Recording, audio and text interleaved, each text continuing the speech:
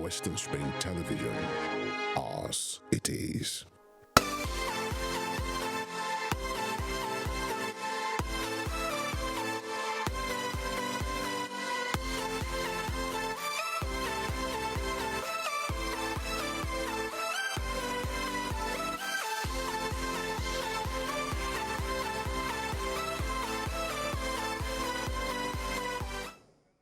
Hello, you're welcome to yet another episode of the Centric show, where we bring you all the juiciest tidbits on entertainment, ranging from music and movie updates, fashion, lifestyle, celebrity gist for you to catch up on what your faves have been up to, and celebrity interviews too. My name is Chocolate Cassie, your favorite snack to watch and listen to. And speaking about celebrity interviews, we've got a very special guest today on the show, the real MVP. But before I introduce our mystery guest, let's go on a quick break.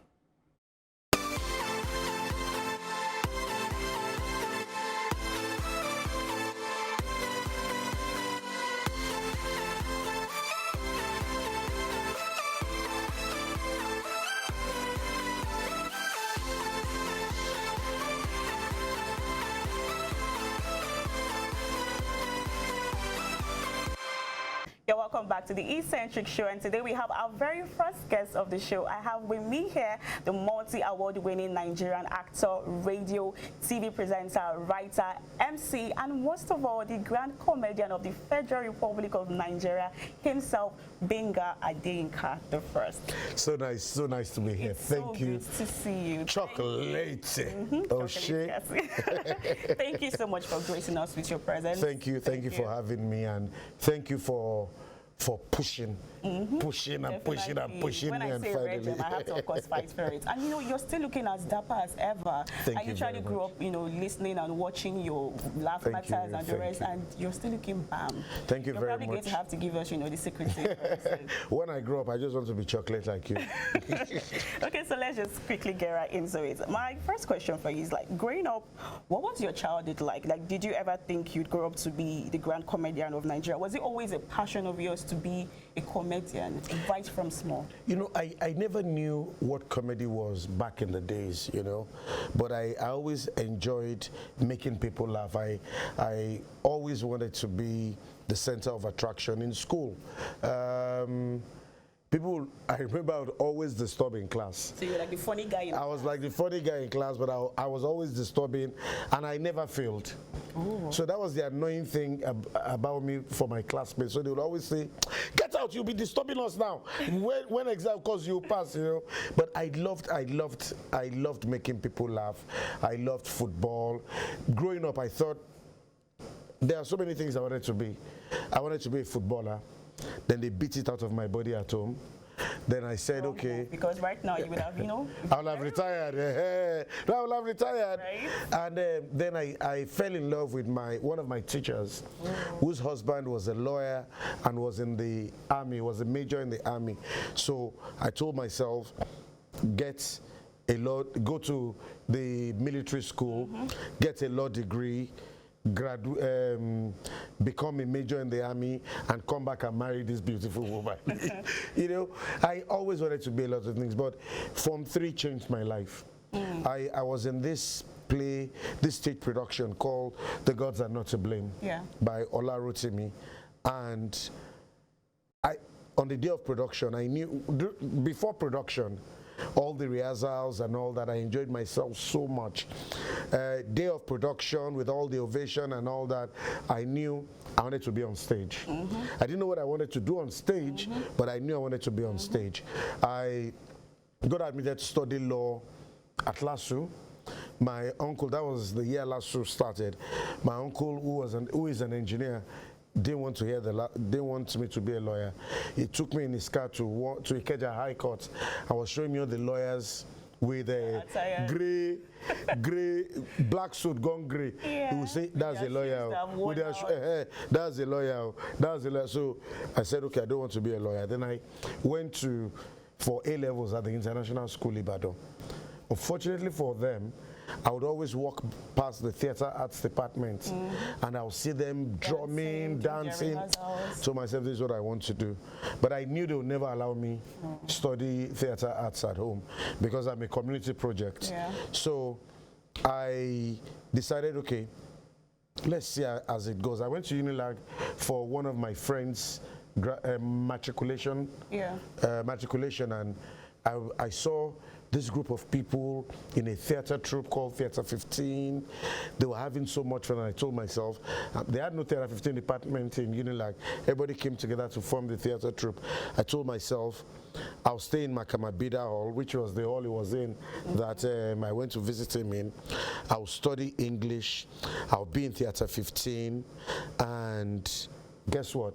What? I took JAMB. My first choice was Unilag English, second choice Unilag English, third choice Unilag English. All your eggs in one basket. All my eggs in one basket. And then what happened? I got admission. I was admitted to study English. Without trying anything, I was allocated to Aliu Makamabida Hall. Wow. And in my first 3 weeks of being on campus, I joined Theater 15, and I did stage plays all through. Wow. But one thing they did for me was they always made me act the funny guy, you know. And so when it was time for end of year parties, for hall dinners, for departmental dinners, people would come to me and tell me, oh, help us anchor this, help us anchor that. I didn't know it was called comedy then. I was just having fun, and I was not getting paid. I was only getting paid with hugs and pecks. Oh God, you are funny. You are funny. I didn't know there was money in it until I graduated. Wow. That's great. That's great. So I have to ask you, how did you manage to carve and maintain a niche for yourself? Because you've been in this industry for years. Like ever since I was a teenager, I've been hearing, you know, Gbenga, Adeyinka, laugh matters here, laugh matters there, and you're still trending, you're still at the top. How have you managed to do this for the people out there who are, you know, upcoming and trying to gain? First, let me say it's God. No man, not being too spiritual or being a motivational speaker. Okay. God, first, put everything you want to do in the hands of God and be faithful to your art. Keep pushing. Never, any new thing that comes, jump on it. Then never see anybody as competition. The sky is too wide, and always aspire to do something new. I remember when I started, I called myself Gbenga Adeyinka the next in line. Yeah. And I said, okay, what can I do that nobody is doing? So I said, okay, let me start on TV. So I started on TV. I was telling jokes on TV. If I saw somebody today at an event I went to do, and he said, sorry, are you schoolboy? Because my promo then was me in school uniform, marching and all that. And I said this. He said, oh my God, oh my. And I said, praise God. So always want to do something new. When I realized that everybody was doing stand-up, I decided, okay, what can I do that nobody is doing? I said, let me start a comedy magazine. I called it Laugh Matters, since my flagship is Laugh Matters. Yeah. Then when I saw that the whole of Nigeria was becoming saturated, I said, what African country is closest to Nigeria? And God, you know, God always always goes with me in all the steps. Then I got a link to perform in Ghana. I'm the first Nigerian comedian to have anchored the Ghana Music Awards. Wow. Then I met somebody in Ghana who said, why don't you bring comedians so that we can do like that night of 1,000 laughs in Nigeria. To the glory of God, I was the one that took Basket Mouth to Ghana, took Princess, took Komobaba, took quite a Gordons and all of them, took them out to Ghana. I got back, asked myself, okay, what is it that nobody is doing? But you see, God also has been extremely good to me. He gave me one platform so many years ago that put me on TV nationwide. And I felt that having that platform was the catalyst for me to spring. And after that, the rest, like they say, is history. And I also realized that nobody can be a comedian forever. In the sense that comedians will come and go, but what can you do differently that makes you different from every other person? I said, okay, let me study, understudy, research to be a master compare of notes. And that has really helped me, because it's not every time you do comedy. When the president came to Lagos a couple of days ago, I was the compare. They called some comedians to come, and they asked me the same question, Uncle, how can we stay relevant? I said, my brothers, don't just say I want to be a comedian. Look for that niche, look for that USP that will keep you going. But then, like I always say, everybody wants to be there forever. It's the grace of God that keeps you going. You know, I like something you said. You said you actually studied and understudied. So you did put in the work to be an MC. You didn't just say, oh, because I can speak good English, I'll just come and be the MC job. One lady changed my life. I went to tell jokes at the villa in Abuja when Baba was president. Her name is Dayo Benjamin Slani. That lady, in my estimation, is probably the best MC Africa has. So after I finished telling jokes, I now sat down. They said I should wait for the second, said that they'll call me again. And I was blown away by the way she introduced people, her diction, her courage, and all that. And the lady entered trouble. Everything I could lay my hands on about her, I would go and study. I'll check her on YouTube. I'll watch her. Whenever I see her on TV, I would sit down, watch the program from beginning to the end. I read the dictionary. Oh, wow. I look at the pronunciation of words. I can also not forget someone. I used to call this word epitome, E-P-I-T-O-M-E. I used to call it epitome. And this man came up to me one day and said, that word is epitome. You know, people who see that you are pushful, hardworking, passionate would always be there to support you. And I think that's what I've gained from and benefited from. So now I'm going to have to ask, for somebody who has been cracking jokes, unique jokes if I must say, for years, how do you manage that? You know how writers get like their writer's block when, you know, they can't write, there's no inspiration, no motivation. Do you ever experience that where the jokes are not just flowing? And if you experience that, how do you manage it? See, I tell people that every event is not an opportunity, or you don't need to tell jokes at every event. What you need to learn first is the gift of bantering, connecting with your audience. You could just talk with your audience and they'll be laughing, you know. The first thing you need to learn as a stand-up comic is connecting with your audience. Once you can capture your audience, even talking to them is a joke, you know. Then everybody experiences a block. Everybody. There are times what I do is I write a lot and I read a lot. Maybe because I studied English, I read a lot. In fact, I don't have any book that is not torn, because as I'm reading, I read to fall asleep. So as I'm reading, what Yoruba people call Janukpa on it and tear a few pages, you know. But I read a lot, and that is what every creative mind needs. You need to read, you need to... People ask me, how do you know people? I say, easy. I Google. I study Google too. Like if I see you on TV now, I Google you. I Google your name, Google your picture, so that as you're walking into the hall, nobody needs to come and tell me, oh, that is, I just say, oh, I like to recognize this, and that works for me a lot, you know. So there's an art to master comparing. There's an art to being a stand-up comic. There's an art to everything. You just have to put in the work, and when the result comes, people will go, oh, and you will go, whoa, too, but you have to put in the work. No matter what you do in life, you must put in the work. Sure. People think because it's stand-up comedy, or because they're just an instant, maybe they will just go there and talk, and it's not just that. Yeah, you need to put in the extra work. It's not easy. It's not, but then with grace, everything is easy. Right. True. Very true. Let me ask about your flagship show, Laugh Matters, which you've been doing for years, and you've been doing it in different states. You know, a lot of other comedians, they do their shows and either just in Lagos or just in Abuja, you know, the big towns where they collect the big money, but you're always, you know, bringing it to the people, different states. What was the inspiration behind that? Okay, I don't Laugh Matters in Lagos for a while. I had the first open air comedy show in Lagos at Motherland. I'd done it in Sheraton, I'd done it at Excellence Hotel. Then one day I just asked myself, and I think that's my biggest problem. I always sit and ask myself, what more can we do? You know?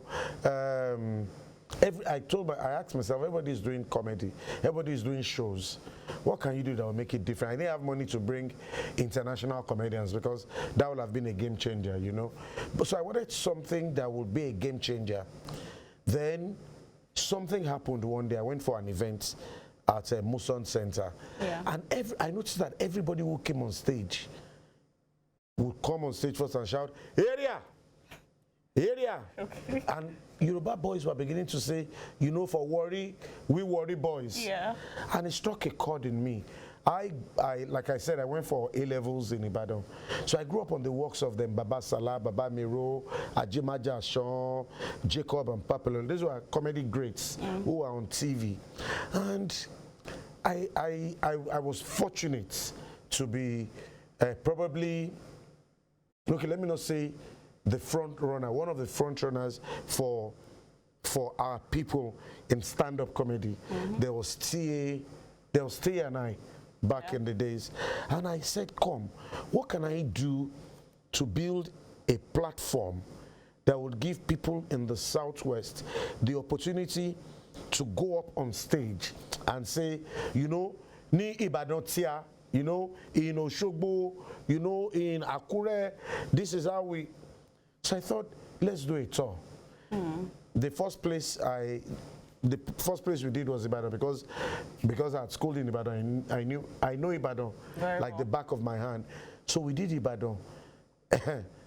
Everybody thought I was crazy because in Lagos we were charging an arm and a leg, you know. We were charging 10,000 for regular. But in Ibadan, the first show we did, we charged I think 1,000 for ticket, and I brought Davido. Wow. Davido, Nice, and Funky Akindele were our headliners. You break your pockets. How did you? You see, that's the thing. I think God extremely likes me. When I put my mind to something, even if I don't have the funds, and I start, things just start falling into place. Just start falling into place. Before you know it, you've done it. Davido is practically my cousin or thereabout. So I went to Uncle Deji's pop and said, I'm having my first show in Ibadan, and I want David to perform. And David is charging me 1 million. That was in those days. He's charging me 1 million naira. And he said, oh boy, okay, no wahala. Funny enough, he had an event the week after, paid me 2.5. So I removed the 1 million from the 2.5 and gave David for his performance. From the remaining 1.5, I could do this, do that, you know. Things just fell into place. But by and large, I believe that where there's a will, there's a way. So we did Ibadan. After we did Ibadan, the first show was mad. we did 2 shows. We used to do 2 shows back in the days. The first show was filled to the brim. Second show, it was raining. People were still on the queue outside. So I decided we have to continue this. Even though when we were going home, I just had enough money to pay off everybody, buy petrol and go back to Lagos. But I felt fulfilled because me, I'm a dreams man. I'm not very, people who know me very well know that I'm not very particular about money. I like what money can do, but I like to build a vision and a dream. So we kept building. So we decided to come to Oshogbo. Luckily, I had a relationship from Lagos with Gbenga. So I came to him in Oshogbo and said that we want to bring Laugh Matter. I said, oh, fantastic. These are some of the things we want to do in the state. So we were supported by the state government. The first show was massive.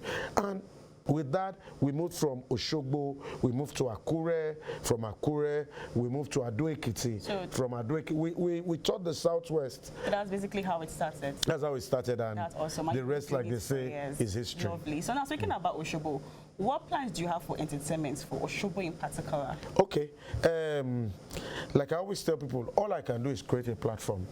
And I'm happy to say that a lot of guys have grown from that platform. In fact, one of my favorite sons is beginning to do a tour too. Babalaria is doing Oshogbo, he's doing Lagos, he's doing Ibadan. Ibadan show is very close by. I can only give a platform and give them confidence and tell them, see, this thing is not rocket science. Just put your mind to it. Be confident. And these guys go to Lagos and they floor everybody, you know. Well, yeah. They do very well. So it's not a case of where you are. A funny guy in Outer Mongolia is a funny guy in Lagos. A funny guy in Southern Sudan, when it comes to Lagos, is a funny guy. So you just keep doing what you are doing. When the time comes, that's all I tell them. And I give all the support I can give. I also have people who support me. I also believe that you don't lose nothing. You don't lose anything by lighting someone else's candle, you know. So if I have contacts, I give them my contacts. Go and do what you want to do, you know. And that's why you're the grand comedian, you know. You're the because people did it for me too. So if I don't do it for them, then God might punish me. Sure, you understand. So for me, it's not a big deal. We all grow, because in a few years after I'm old, I'll be dead and gone. You have a legacy. I have a legacy. Right. Nobody can ever forget Baba Salah in Nigeria, if in the world, when the history of comedy is told. I want to go and have people remember me like that. You. Definitely. Gbenga Adeyinka the first would forever be in our memory. Thank you very much. So I have to ask you this question. Have you ever considered venturing into politics? Yes, I have. I have, but my leaders have told me, wait. My people in politics have told me, don't try it. Because I'm curious to know how you're going to handle politics and comedy. Like the two I don't know, honestly. But me, I know that when the time is right, if I'm supposed to do it, God will just create the path and I'll walk it. If I'm not supposed to do it, God will just block me and I won't do it. Okay. All right, we'll go for a quick break, and then when we are back, I'm going to be asking you some questions. Back. You know, some very funny questions you're going to be answering real fast. Don't go nowhere. We'll be right back.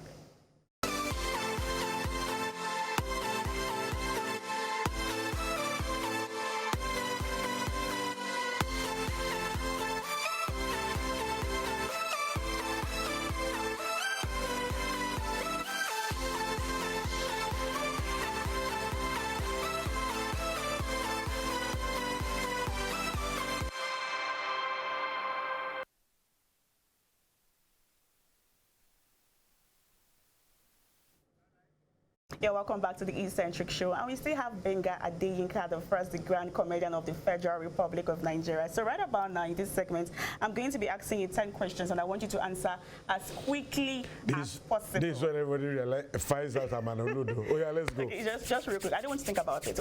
What's the weirdest thing a fan has ever done to you or for you? Weirdest thing? Sorry, two people were talking and I didn't want to go in between them. Yeah. And I walked by and said, come. Say you can't greet patients. I said, sorry, because we were discussing, I didn't want to be a nuisance. You're a nuisance now. If you're not a nuisance, you won't be a comedian. My friend, get out. Weirdest thing that's been done to me. Who's your celebrity crush? I know you're married, but like you're allowed. My celebrity crush. My celebrity crush.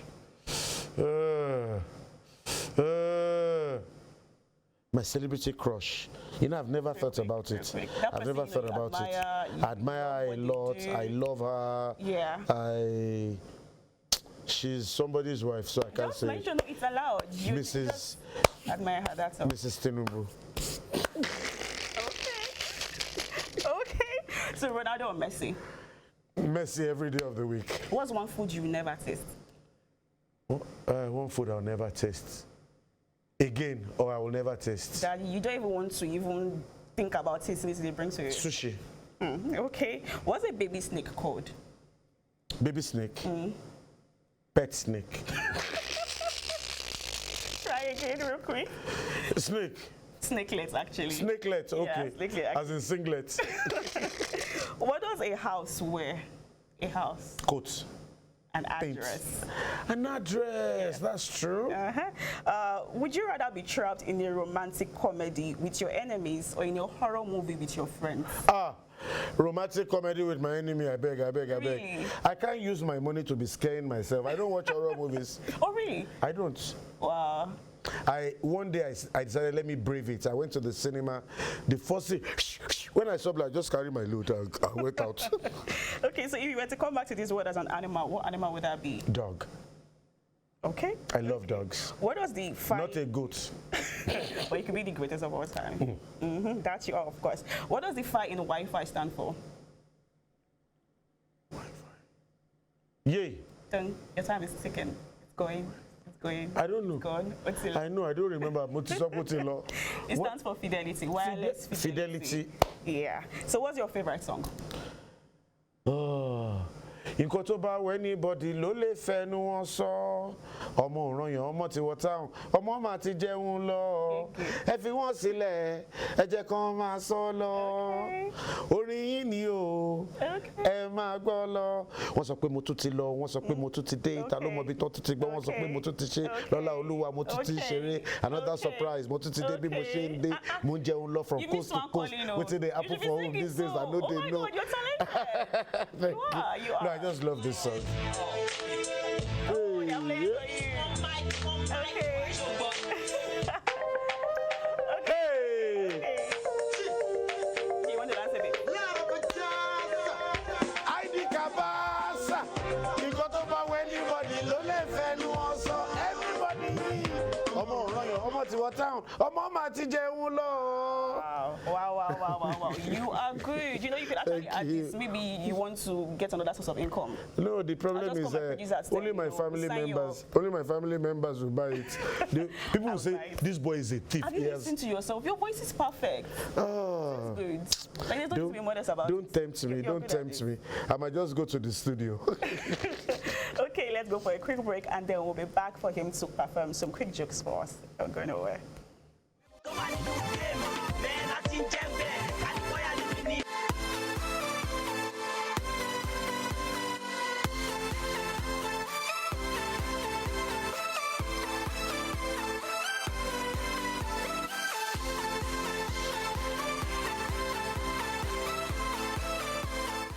Yeah, welcome back to the Centric show. My name is Chocolate Cat, and I have with me here on the show our very first guest, Gbenga, Adeyinka, you know, who is the chocolate Gbenga. And all of that. Yeah, definitely. What's winning? Yes, winning? Definitely. So now, I would love for you to, you know, amaze us with one of your jokes. Okay, let me just say this quickly. We don't have bikes anymore in Lagos. Yeah. The government decided to ban bikes and motorcycle. Let me not say bike. And one day I was thinking, I said, what can I say about this? And this came to me. I had a show in Ikeja, and the traffic was mad. So I hailed the bike. Ikeja, I said, Kai Oga, where are they go? I said, Ikeja, I said, Kai Oga, make I enter. I said, wait, if you get me to Ikeja in one piece, I'll give you 5,000 naira. If you get me to Ikeja on time, I don't miss my show, I give you another 5,000 naira. Say, Kai Oga, 10,000 naira, make I dey go wallahi. So I got on. We were moving. This was the day I realized that Okada riders really suffer. Water was gushing out of my eyes. Whoa. Practically gushing. As the breeze was blowing, water was gushing out of my eyes. Luckily, we got to Ikeja on the dot of time in one piece.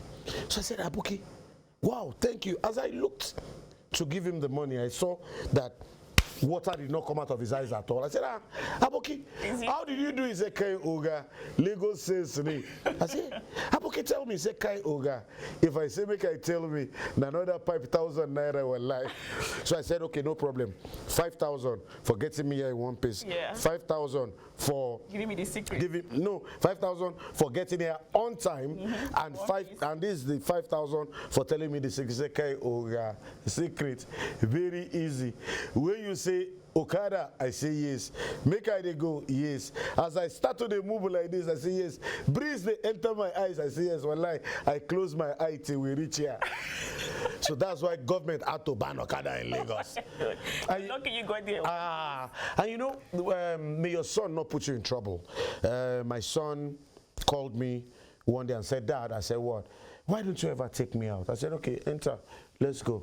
So as we were going from nowhere, we had backward, stop. He said, Dad, what those people said they are armed robbers, so I took off.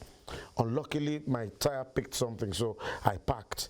As I was trying to remove my tire, I noticed that somebody was trying to remove my car stereo.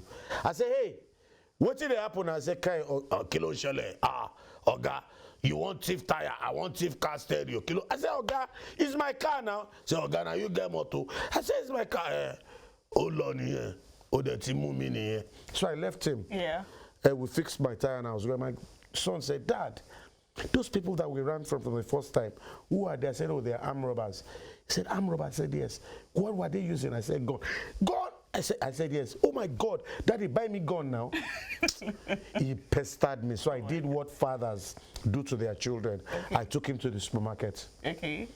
Bought him a water pistol. Okay. He said, Dad, is this a gun? I said, look at it now, it's a gun. Right. It can kill. I said, of course, if I had known. We were going, and all of a sudden, we had stop, break, stop there, stop there. They told us, calm down. My son said, Daddy, calm down, calm down, calm down. We came down from the car. He said, Daddy, I'm holding my gun. Don't worry, don't worry, don't worry. They told us, lie down. He said, shut up. He brought out the gun. The armed robbers were scared. They thought it was a real gun.